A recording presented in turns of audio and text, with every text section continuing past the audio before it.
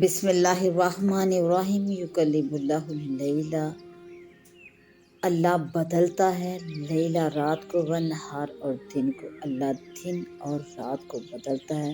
ان فی ذالک، بے شک اس سب میں، لعبرۃ لأولی الابصار، بے شک اس میں عبرت ہے، نشانی ہے، اولی الابصار آنکھوں والوں کے لیے، عقل مندوں کے لیے۔ اللہ رات اور دن کو بدلتا ہے اور اس میں ضرور عبرت ہے آنکھ والوں کے لیے۔ اس سورہ مبارک کی ان آیات میں جہاں اللہ رب العزت اپنے تصرفات کا ذکر ارشاد فرما رہے ہیں، اللہ سبحانہ نے انہیں تصرفات میں سے رات اور دن کا الٹنا پلٹنا بھی ارشاد فرمایا، جو صرف اللہ تعالیٰ کی مشیت سے ہوتا ہے۔ اسی کے بارے میں اللہ سبحانہ نے ارشاد فرمایا کہ یکلم اللہ اللیل والنہار، اللہ تعالیٰ رات اور دن کو پلٹتا ہے۔ رات اور دن کا تعلق ظاہری اعتبار سے سورج کے طلوع اور غروب ہونے سے ہے، لیکن سورج بھی اللہ تعالیٰ کی مخلوق ہے۔ اللہ سبحانہ نے جو طلوع اور غروب کا نظام مقرر فرمایا، اسی کے مطابق سورج چلتا ہے۔ ان فی ذالک لعبرۃ لأولی الابصار، بے شک اس میں آنکھوں والوں کے لیے عبرت ہے۔ جو شخص اپنی عقل اور فہم اور بصیرت سے کام لے گا، اللہ سبحانہ کی تخلیق اور تکوین کے مظاہروں پر غور کرے گا، اسے ضرور اللہ تعالیٰ کی توحید واضح طور پر سمجھ میں آ جائے گی۔ اور جس نے اپنے لیے طے کر لیا کہ مجھے دلائل میں غور نہیں کرنا اور حق کو نہیں ماننا، تو وہ گمراہ ہی رہے گا۔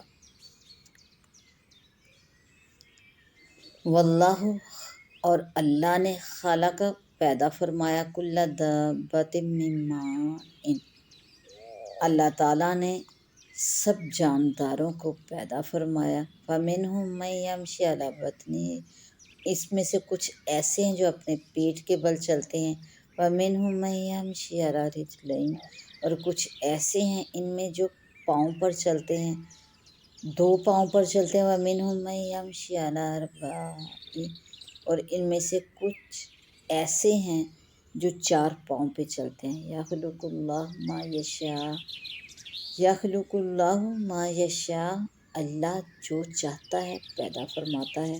ان اللہ علی کل شیء قدیر، بے شک اللہ ہر چیز پر قادر ہے۔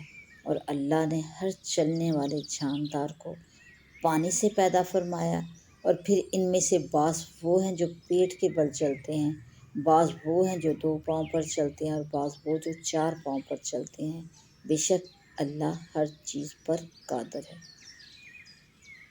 ان تصرفات کا ذکر کرنے کے بعد اللہ سبحانہ نے ارشاد فرمایا، واللہ خلق کل دابۃ،